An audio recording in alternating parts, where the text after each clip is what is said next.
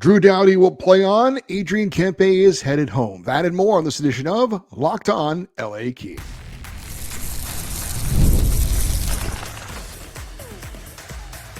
You are Locked On Kings, your daily podcast on the Los Angeles Kings. Part of the Locked On Podcast Network, your team every day. Hey, Kings fans, welcome to Locked On LA Kings, part of the Locked On Podcast Network, your team every day. Thanks for making Locked On LA Kings your first listen every day. We are free and available wherever you get your podcasts and on YouTube. I'm Eddie Garcia, your host of Locked On LA Kings. I've worked in sports media for the past 30 years, also co-host of the Puck Podcast, a weekly NHL review show that's been putting out content for the past 18 years. New episode out today. And a passionate LA Kings fan for over 30 years. Today's episode is brought to you by FanDuel. Right now, new FanDuel customers can get $150 in bonus bets if your first $5 bet wins. Coming up on today's show, we're going to look at yet another potential trade target for the LA Kings before next month's trade deadline, and the Ontario Reign were in action, looking to move closer to first place in their division. But we start with the ongoing Four Nations face-off as the event shifted from Montreal to Boston. Both Drew Doughty and Adrian Kempe would be in action, but we didn't know if they would be playing beyond today. This could have been the last game for both. Obviously, it depended on certain outcomes, but we did know that the United States had advanced to the championship game on Thursday. Canada had a chance to join them. Sweden had a chance to join them. So we were trying to see who was going to win and who was going to be moving on and who was going to be coming home. Well, the Swedish team and Adrian Kempe, to have a chance to face the U.S., needed Canada to lose to Finland, and that did not happen. Drew Doughty and Team Canada jumping out to a 4-0 lead and then holding off a late rally by Finland for a 5-3 victory. That win put Canada and Drew Doughty into the championship game on Thursday to take on the United States, and that, of course, ruined the chances of Adrian Kempe and Team Sweden to advance to the championship. It was not as far as the win for Canada over Finland, and in particular for Drew Doughty, not a particularly eventful game for Drew, either positively or negatively. He played fine, did his job, was responsible defensively. Did not have a point, didn't even have a shot on goal. He did finish as an even player, had one block shot, played 18 minutes and 46 seconds, the fourth most minutes among the sixth Canadian defensemen that were on the ice. So far in 3 games for Doughty, 1 assist. He's been an even player and averaging just a little bit less than 20 minutes of ice time per game. And he still has 1 more game left to play. As for Adrian Kempe, he and Team Sweden wrapped up their tournament with what would turn out to be a meaningless game against the United States, but Sweden wanted to finish the tournament with a victory after suffering 2 tough overtime losses, and they were able to get by a shorthanded U.S. team.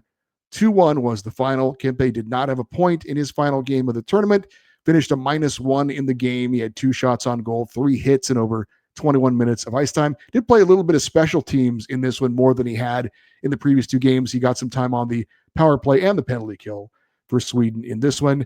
Now, Kempe played a great opening game of the tournament against Canada in a tough overtime loss, scored his only goal of the tournament in that game, and was generally thought of as maybe the best player on the ice in that game, or at least the best player on Sweden's team.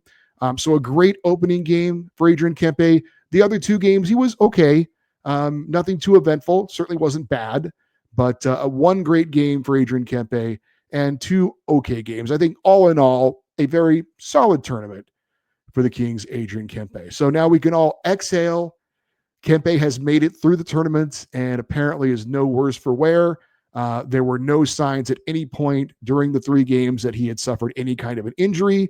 Didn't get hurt blocking a shot, didn't get hurt making a hit. As a matter of fact, he was the one who actually dished out the punishment, knocking out Canadian defenseman Shea Theodore for the rest of the tournament. Was not a dirty hit, and certainly just doing his job on that one. But all in all, again, I thought just a solid tournament for Adrian Kempe.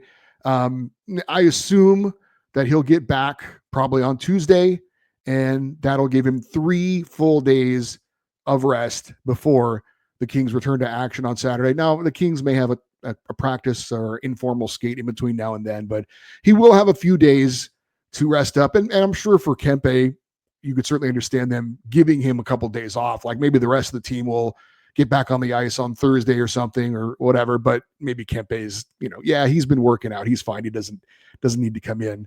But the Kings will be back in action on Saturday against Utah Hockey Club. So a few days for Adrian Kempe to rest up before that game. And I'm sure it would have been nice for Adrian Kempe to get 2 full weeks of rest. But I'm guessing if you ask him, he would say that it was a positive experience playing in the Four Nations face-off. I think we've seen in this tournament, if you've been watching, how strong the desire is for these players to play for their countries. And I'm sure Adrian Kempe has no regrets for playing for Team Sweden. Probably a little bit disappointed they didn't do a little bit better, but all in all, good tournament for Kempe. Comes home healthy and ready to go for the second half. As for Drew Doughty, has one more game to go. I'm not sure about you, but it has been a little weird to see 2 of my favorite LA Kings playing on teams that I'm not exactly rooting for. I wouldn't say I'm necessarily rooting against them, or at least I wasn't going into the tournament. I'm kind of rooting against Canada now, I do have to admit, because of some of the stuff that's gone on off the ice a little bit.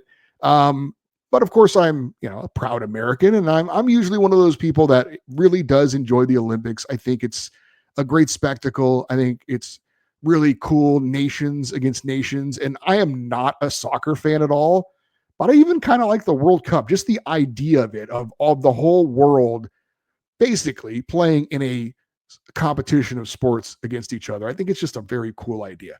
But it has been a little weird, like I said. I won't say I'm rooted against Kempe or Doughty. I haven't rooted against them. I want them to play well. I want them certainly to be healthy. But it is, I don't know, I guess I can't say I'm actually, in particular, Doughty, rooting for him to score a goal necessarily. And it is, there's that old saying about certain players. You hate them when they're on the other team, but you love them when you're on their team. I have to admit, I have never liked the Tkachuk brothers, in particular Matthew, especially when he was playing on the Calgary Flames and he had that feud going on with Drew Doughty. But I have to say, being someone who is rooting for the Americans to win this event, I have found myself kind of rooting for them.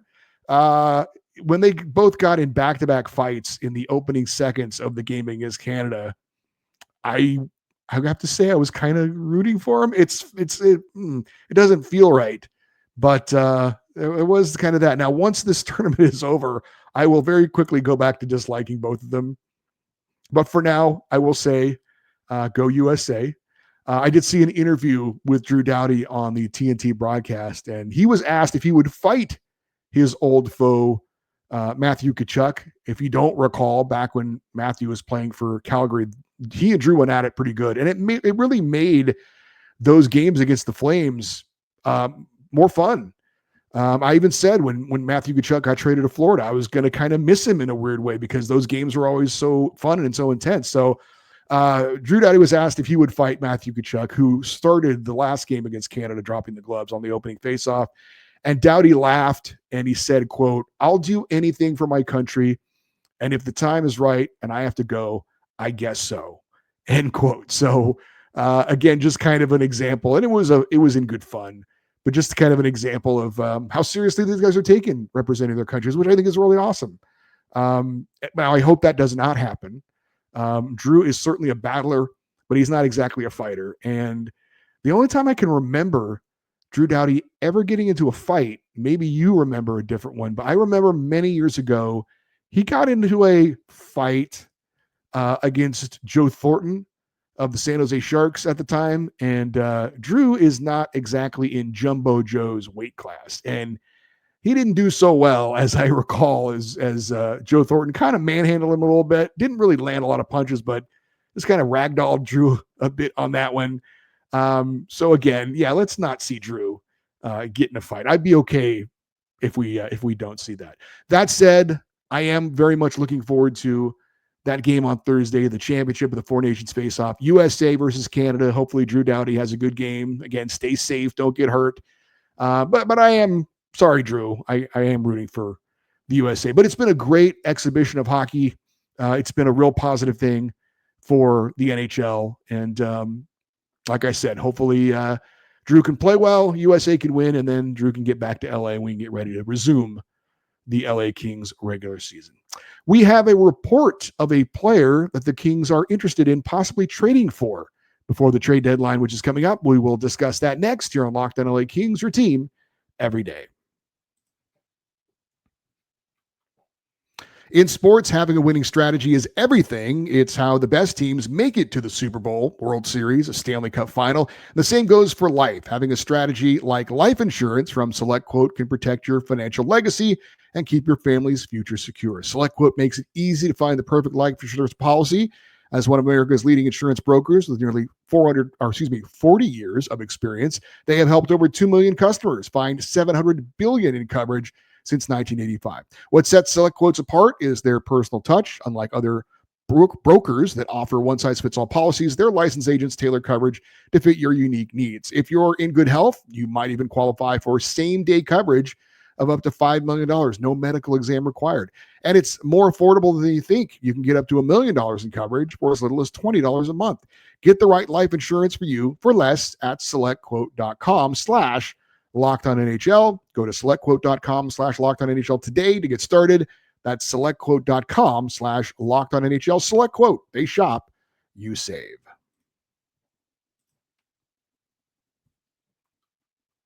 All right, as you probably know, the NHL trade deadline now less than a month away, March the 7th, 3 p.m. Eastern time. As we are recording this, that's just 18 days away.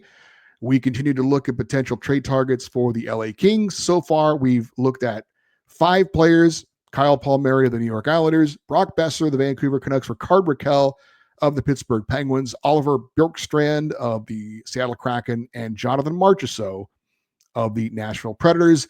If you missed any of those profiles, you can go back and check those out if you're interested. So all those players, to varying degrees, fit what the LA Kings are most likely looking for: established NHL right wingers who are a right shot and can help the Kings offensively 5-on-5 and possibly on the power play as well. And it certainly helps that they have some playoff experience. Plus, they all make around the same amount of money, $5 to $6 million, which is something the Kings likely will be able to manage under the salary cap. Today, we're going to look at a player that friend of the show, Russell Morgan from Hockey Royalty, took to social media earlier on today and reported that the LA Kings were targeting. And that player is Alex Tuch of the Buffalo Sabres. Now, if it's true, and I have no reason to believe that it's not true, Tuch does, in fact, check a lot of the boxes that the Kings are looking for. He is a right winger. He is a right shot. He could help the Kings offensively, maybe on the power play. We'll give the details on what his stats are in his career and this year. He's also in that $5 million range. He makes $4.7 million per season, and he's under contract for one more season after this one. He's 28 years old, good size at 6'4", 220 pounds. 54 games this season. Alex Tuch has 19 goals, 24 assists for 54 points. I believe that's second on the Buffalo Sabres right now, only to Tage Thompson. Tuch has been a 20-goal scorer 3 times in his career. He's on pace for 29 goals this season. He's appeared in 66 career playoff games, 19 goals and 33 points. Also scored 30 goals once in his career. That was a career high 36 back in the 2022-23 season. Tuch's been playing on the right wing on the Sabres' second line this season.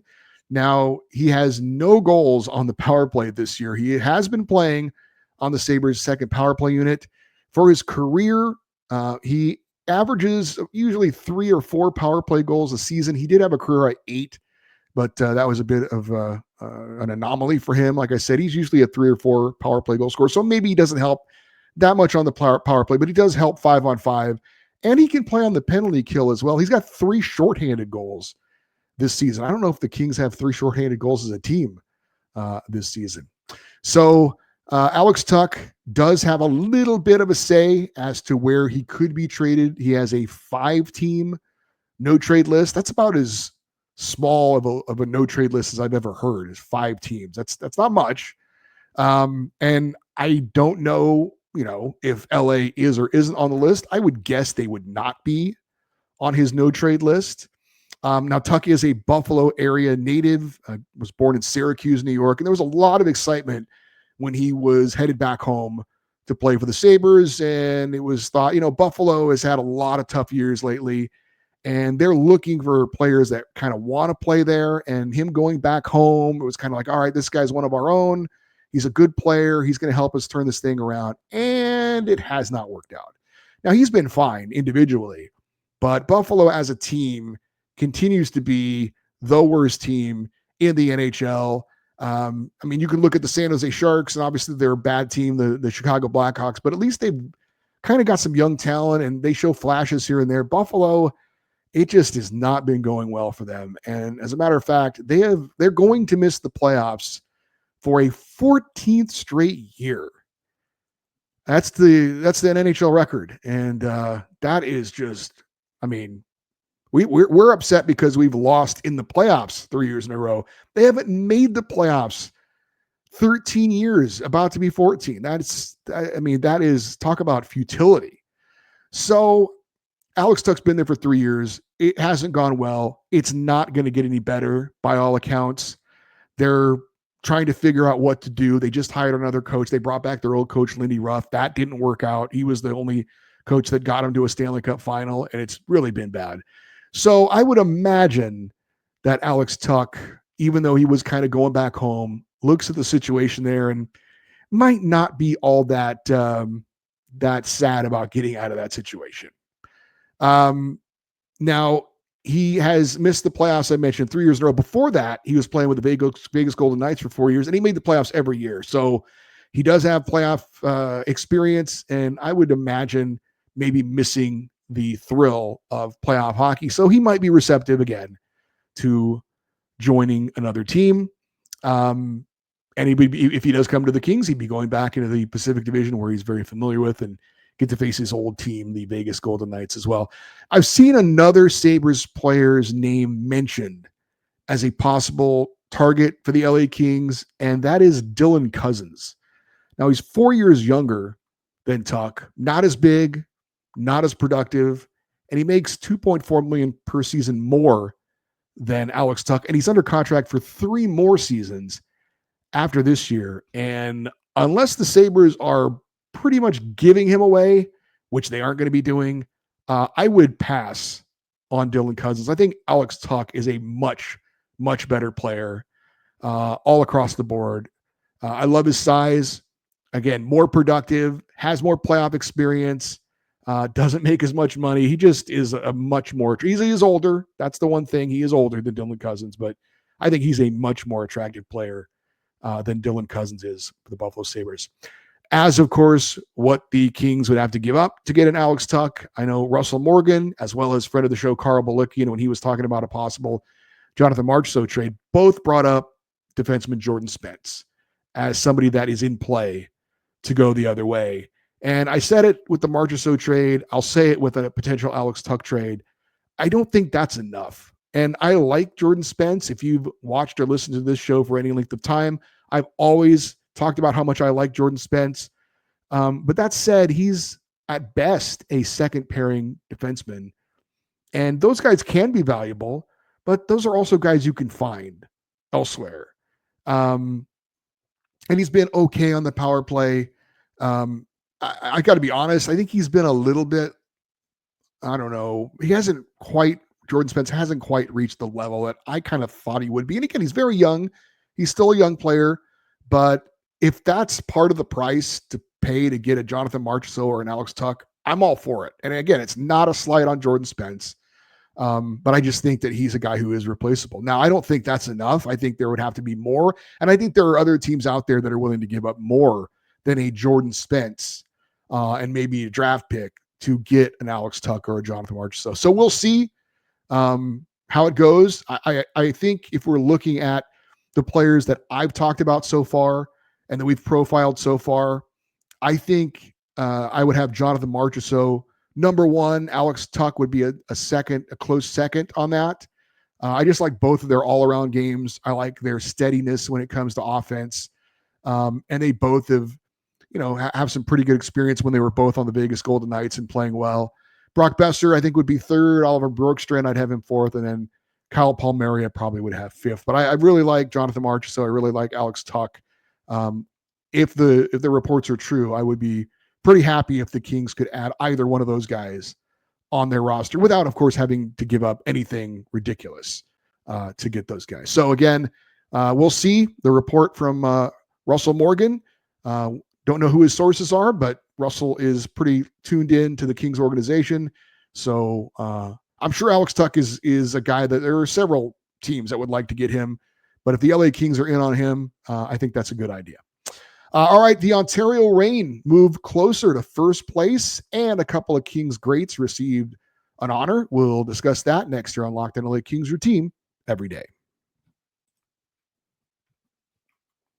The NBA action is just getting started, and there is no better place to get in on that action than with FanDuel, America's #1 sportsbook. With FanDuel, you can place live bets throughout the game, so even if you miss the opening tip-off or you want to bet on a fourth quarter comeback, you can stay in on the action. And if you're looking for a bigger payout, you can even combine your live bets into a same-game parlay. FanDuel's live betting keeps you in every moment of the game, makes it more exciting, whether you're backing your team for a late game rally or picking a player to hit a clutch three. Right now, new FanDuel customers can get $150 in bonus bets if your first $5 bet wins. Just visit FanDuel.com to join today. That's FanDuel.com for your shot at $150 in bonus bets. Make every moment more with FanDuel, the official sportsbook partner of the NBA.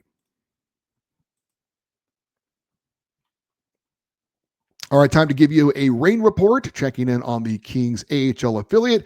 Hope you guys enjoyed our interview on Sunday with Jared Shaffron, the voice of the Ontario Reign, basically the Reign insider. If you missed that, I think it's worth your time to go back and check that out, get you updated on everything going on with the Ontario Reign. And the Reign were in action earlier today, and they wrapped up their 2-game series in Calgary against the top team in the AHL's Pacific Division, the Calgary Wranglers. The Reign were looking for a sweep of the 2-game set there in Calgary and move closer to the Wranglers atop the division. Things did not start out great for Ontario. They trailed after the first period 2-0. Former Reign forward Martin Ferk getting one of the goals, but the Reign would claw their way back into this game. Glenn Godden scoring his 15th of the season to get Ontario on the board. They were still down 2-1 going into the third period. In the third period, Martin Chromiak would score his 9th goal of the season. That tied it up in the opening minutes of the third. Eventually, the game would be decided in overtime when Jeff Malott of the Reign netted his 16th goal of the season to win it for Ontario, 3-2 in overtime. Malott led the Reign with a 3-point night, a 3-point game. It was during the day. 1 goal and 2 assists in the win. In net for Ontario, Eric Portillo allowed 2 goals on 26 shots. He improves his overall record on the season to 15-5-3. Reign sweep both games in Calgary, rallying for both wins. They were down 2-0 each time, came back, and the only time they led in both those games was when they won it in overtime. On the season, the Reign are now 29-14-3, 61 points. They moved past the Colorado Eagles into second place in the Pacific Division, and they are now just 1 point behind the Calgary Wranglers for first place. So really nice to see the Ontario Reign, the Kings AHL affiliate, playing some really good hockey right now. We talked about the Kings all-quarter century team recently. Teams all over the NHL were doing this. They were picking their first and second teams for the past 25 years. And I know the Kings had their official all-quarter century team. I made my own picks as well. And I did see that in honor of the Four Nations face-off, the NHL released a Four Nations quarter century team for the U.S., Canada, Finland, and Sweden, the Four Nations playing in the Four Nations face-off. So there were 3 LA Kings represented on this. On Team USA, not a surprise at all. Jonathan Quick was named the first team goalie, the winningest U.S.-born goalie in NHL history, and certainly very much in the discussion for the greatest U.S.-born goaltender of all time. And Dustin Brown, top 10 in Kings history in most categories. Number 23 retired by the Kings. He was named to the all-quarter century team for the United States on the second team as a forward. So Dustin Brown on the second team, Jonathan Quick on the first team. And how about Drew Doughty being named to the Canadian Four Nations quarter century team on the first team? Doughty joining Chris Pronger as the two defensemen on the Canadian all quarter century team, beating out Hall of Famer Scott Niedermayer and soon to be Hall of Famer Duncan Keith. So very, very nice honor for all those guys. Drew Doughty, of course, a Hall of Famer to be, as is Jonathan Quick one day. And I don't think Dustin Brown gets in, although there's some people who have a different opinion on that. But very cool to see a couple of LA Kings legends represented on the all quarter century team for the U.S. and for Canada. Finally, I do have an announcement to make about this show. Unfortunately, I have been informed by management that I will not be allowed to do a 7-day-a-week show anymore. Now, initially, they said that was going to be okay. However, they apparently have been informed that employees in the state of California cannot work 7 days a week, even if they work less than 40 hours a week. If you work 7 days a week, then you have to be paid overtime. And the company was like, yeah, we don't really want to do that. So they've informed me that I'll have to only do 6 days a week going forward. So that's fine. But just want to make that announcement. We started doing 7 days a week a couple weeks ago, I think it was. So going forward, this show will be Monday through Saturday, and I will be taking Sundays off. So again, Monday, Tuesday, Wednesday, Thursday, Friday, Saturday, and we'll take Sunday off here on Locked On LA Kings. All right, for those of you that listen and watch Locked On LA Kings every day, coming up on tomorrow's show, we're going to give you an update on how all of the Kings' major prospects are doing in junior hockey, college hockey, and the AHL. So we will check in on hopefully some future stars for the LA Kings and how they're doing this season in their respective leagues. Looking forward to talking about Liam Greentree and Carter George and some of the other big Kings prospects and tell you how they're doing so far this season. If you want to stay connected with the show, you can send an email at any time, lockedoneddie@gmail.com, EDDIE. You're always welcome to post your thoughts if you are watching the show on YouTube in the comments section. We appreciate that. Would love for you to stay connected with the show by following us on social media, X, Twitter, Instagram. We are at Locked On LA Kings. I'm Eddie Garcia. Thank you for listening and watching this episode of Locked On LA Kings, part of the Locked On Podcast Network, your team every day, or at least 6 days a week. Have a great rest of your day. We'll talk to you tomorrow. And as always, go Kings, go.